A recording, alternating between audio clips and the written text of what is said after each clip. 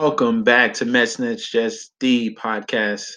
We're back for week 4. I'd like to thank you guys for liking my video, viewing it. I'm trying to get my views up. I'm trying to get more exposure out. Uh, with this DFS community, it's really, really hard to build up your likes and subscribers, but you just got to stay consistent. So with that, you just got to keep winning in DFS, and I'm going to keep showing you the right process to get to the top of the leaderboards. I'll also like to thank RunDFS.com. That's the site that I use. Let me show you real quick. It's a great site, RunDFS, ran by Gundacker. If you want to subscribe, please go to this website. VIP passes are right there. You click on that tab, and you can break down which pass you would like to pay for. And you can get into the Discord chat and talk to Gundacker, me, and a cast and crew of all DFSers that are just grinding every sport, all right, on Draftkings and FanDuel. So let's get into week 4 picks. See if it freaking loads. All right, yeah, week 4 picks for this week in DraftKings. I'm start with QBs. With QBs, I'm gonna start with Tom Brady. I'm going straight to the top. I'm not wasting any time. Tom Brady and the New England Patriots are in a prime position to bounce back. They're 1-2 right now against the overachieving Miami Dolphins team, which isn't that good, honestly. Besides some gadget plays in their last matchup, and in Week 1 they got lucky because it was like a 8-hour game and got rained out, and they beat my Jets, which was fine. That's a division matchup. We usually split with them. That's fine. Patriots have a huge history of destroying Miami in New England, and Tom Brady looks to get back on page. Um, Miami's defense is not that good. I understand Tom Brady had 8 points, but this is a great bounce back spot for New England. Tom Brady, I really like in this stack. I would go Tom Brady. A lot of people are talking about Sony Michelle, the running back at 4,500, but I'm going to use James White, who's more reliable. Tom Brady trusts him in the red zone. James White is on the field. It will be either next to him or split out in the slot, and he's just been consistent. When have you ever heard of a consistent player on the New England Patriots? James White is that guy. All right, at 5,400, I'll pay up for him just a little bit to get production. Tony Michelle is going to work in between the 20s and get those rushing yards, but we need points in the end zone and we need catches, and James White is going to be the guy. Also, in this New England stat, a huge, huge contributor is going to be Rob Gronkowski. Just like Brady has a huge history against Miami, Gronkowski does too. Um, the Miami Dolphins are ranked top 10 worst teams against tight ends. And Gronkowski, he should do what he did in Week 1 in that performance with 7 for 123 and a touchdown. I expect that again this week. If you want to continue along with this stack, it all depends if Josh Gordon plays, I will put him in because he's just going to be a decoy, and that's going to open it up even more for the other pass catchers. But if he doesn't play, I would go Chris Hogan and go like a full stack. And if you wanted to bring it back with somebody, since I expect New England to be up by a lot, I would use Devontae Parker. He finally played his first game last week. He was limited. They kept him on a pitch count. He got three targets, 2 receptions for 40 yards. He's just too talented for that 3,500 price. That's disrespectful. If he's starting every snap for the Miami Dolphins. We're gonna go to my next play at QB, and this is gonna be one of my second favorite game stack actually. Besides that New England game, is gonna be Andrew Luck in the Indianapolis Colts. against the Houston Texans. Uh, I get it. He has a problem throwing deep. They really haven't like tried, and when they did, they brought in Jacoby Brissett to throw a 60-yard pass. Uh, that's fine. The weakness of the Houston Texans is in the middle. Andrew Luck and the Indianapolis Colts dink and dunk the offense all the way down the field. And I love Luck and I love T.Y. Hilton, who are going to hook up back at home in Indianapolis. I expect huge deep bombs all over this Houston defense, who has underachieved. They're supposed to be like at least top 10, but I don't understand what's going on. The corner's not playing up to par. JJ Watt, they're getting their stats, but as a group, this defense hasn't clicked. Um, Colts don't have a rushing offense, and they're gonna lean on the pass. Hilton is a great option, and then with Jack Doyle out, Eric Ebron is gonna soak up a whole bunch of targets at tight end. He had 11. Look at that, 11 targets last week. 5 for 33, which is fine, but they're gonna complete a little bit more against this weaker Houston uh, defense. And since I got three Indianapolis people, I'm bringing this back with Will Fuller, who's the number one scoring target for Deshaun Jackson. He loves this kid. As long as he's healthy, this man at 6,800, Will Fuller is a great option to bring it back in your Indianapolis stacks. As you see, week 2 and week 3, total 20 targets, 2 touchdowns. He's averaging 26.2 fantasy points a game. Just put him in there. I'll have a lot of them, even if it's not in this type of game stack. I will have him. Um, that is my second favorite stack, the Indianapolis Houston stack. My next quarterback play, I'm gonna go with. I like Eli Manning. I like that game stack, and I like Andy Dalton, but I'm gonna be a little bit different. People haven't been talking about Philip Rivers. Uh, the Chargers are going against the 49ers, who have numerous cornerback issues. Sherman is out. Witherspoon, who came in place to help opposite of Sherman, he hasn't played well. They want to bench him. This whole defense is in shambles. No Jimmy Garoppolo. This is going to be a whitewash by the Chargers, and I want all of it. I want Phillip Rivers. Melvin Gordon should get a lot of cleanup time at the end of the game. Him and Eckler. But if you're looking for a pass catcher, it's time for Keenan Allen to finally wake up. He's been questionable all week long, living it in practice, but it's been leaning towards he will play. It's another bounce back scenario for him. Last week, 3 receptions, 7 targets, only 44 yards. He lost a fumble, only 6.4. That's not what you paid for. But his upside is ridiculous, as you can see in Week 1 against Kansas City Chiefs. 11 targets, 108. That's what we expect. He should do that in this matchup against the 49ers, who are atrocious. If you want to go double wide receiver, I would choose Mike Williams. This second year stud, he's finally healthy, and you see him healthy. He's a huge, explosive wide receiver for Phillip Rivers to throw to, and Phillip Rivers loves to chuck the ball. This is going to be another great game. It's a 4 o'clock game, so it's going to be late, lower owned. A lot of people like to get the games in the 1 o'clock slots. Um, at 4 o'clock, he's going to be boosting up your lineups. Phillip Rivers in this stack. If you had to choose someone to bring it back with, it to me is going to be Matt Breida or Marquise Goodwin, who did not suffer under C.J. Beathard last year. C.J. Beathard did start was it, like 6-7 games.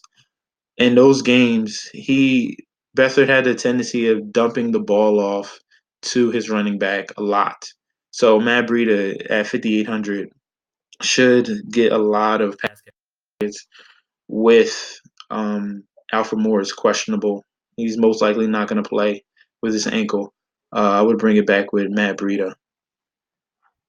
All right. So those are my three quarterback plays: Brady, Rivers, and Andrew Luck. I'm gonna have them in majority of my lineups.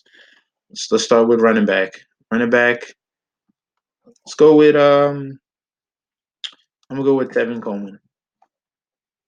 Now, what we saw last week, Cincinnati got destroyed by McCaffrey. Tevin Coleman was chalked last week um,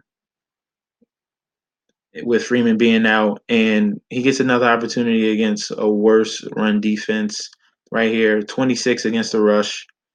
Uh, Atlanta's going to be home. I expect this another high scoring game. He is their pass catching back as well, with 3 targets, 4 targets the last 2 weeks. Tevin Coleman is going to have a huge day to keep these Atlanta Falcons in this game. I love Tevin Coleman at 5,900 against Cincinnati's 26th ranked rush defense. My next play is going to be Ezekiel Elliott. Detroit uh, every week is pretty bad against the running backs. It just doesn't make sense. Let's go to Football Outsiders. Let's see, that's all right. But Ezekiel Elliott hasn't really gone off yet. Dallas Cowboys lean on a run, even though they don't have an elite offensive line anymore. It doesn't really matter with this Detroit rush defense. They have given up the third most yards in the league rushing wise. They just haven't given up the touchdowns, but they're going to give up the touchdowns this week against Ezekiel Elliott. He's going to get 20 plus touches at 7,700. He's one of my favorite higher price running backs, along with Saquon Barkley, Ezekiel Elliott in this matchup. I think Dallas can control Detroit with the run game and their solid front seven and fluster Matt Stafford a little bit like the Jets did. Ezekiel Elliott at 7,700 is my second RB play.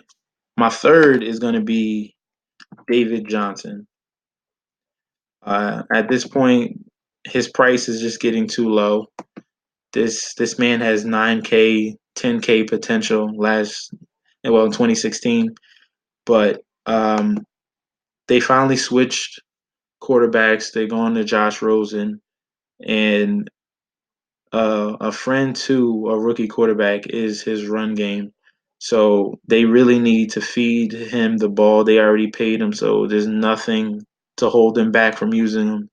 He needs to get 20 carries and 5 catches. They need to use him in every facet of the offense. At 6,600, this is just a steal.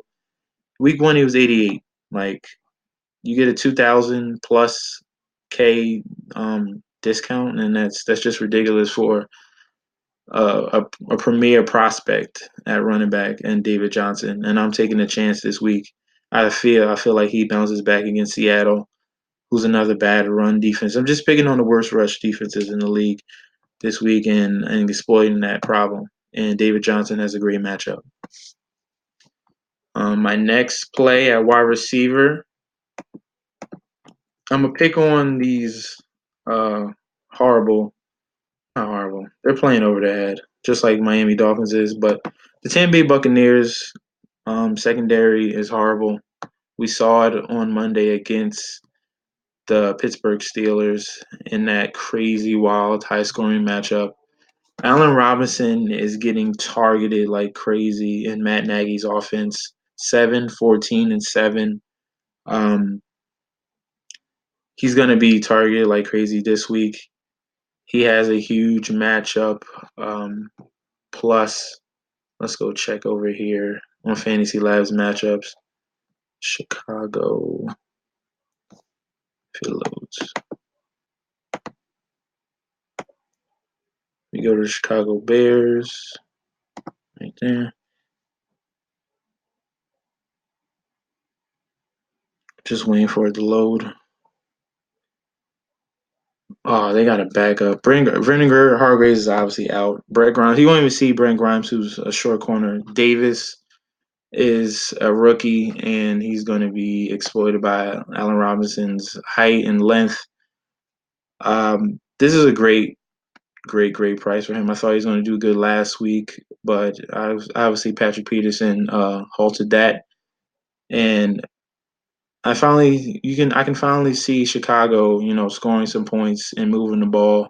They've been struggling, but their defense has held them to a few wins. So Allen Robinson is a great option at wide receiver this week. My next wide receiver, I already spoke about T.Y. Hilton. I will go with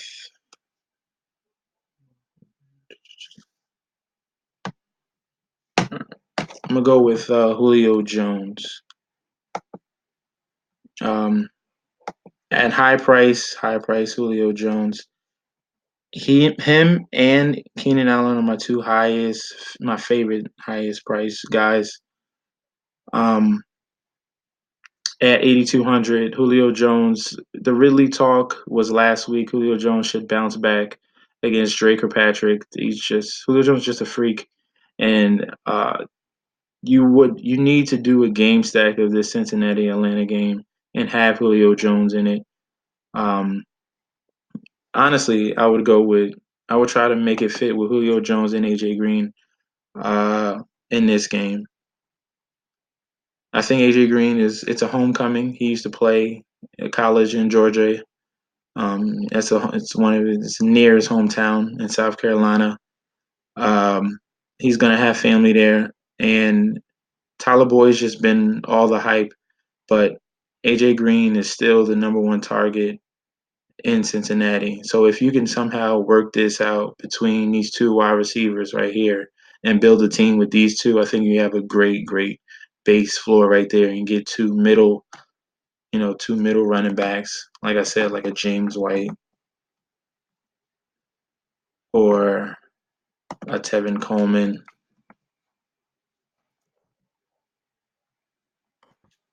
right there, and you get your cheap defense. Let's just say we started at I like the Jets defense anyway against Bortles.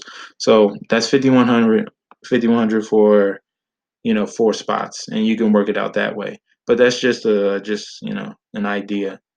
But I'm gonna try to mix it up this week and try to get the premium um, outcomes that I think that's gonna help them. That's gonna happen this week. Let's move over to tight end. Tight end this week. I already spoke about Gronkowski. I love Eric Ebron, and also I like Trey Burton. Yet again against Tampa Bay, who's just giving up tons and tons of yards to wide receivers and tight ends. You saw what Vance McDonald did to Chris Conti and put him on the IR. Uh, Trey Burton is a focal point in this Chicago Bear offense, and he's basically the Travis Kelsey of this offense. Matt Nagy was the coordinator for the Kansas City Chiefs. Came over to the Chicago Bears. It's just consistency right here. 6 targets, 4 targets, 5 targets. He just needs to catch those balls. That's it. And you're going to get production at 3,900 from Trey Burton. All right. So those are going to be my plays this week. More focused on game stacks of the Indianapolis game, um, the New England game, and the Giant game as well. Get those focus on those game stacks, and you should do fine for week 4.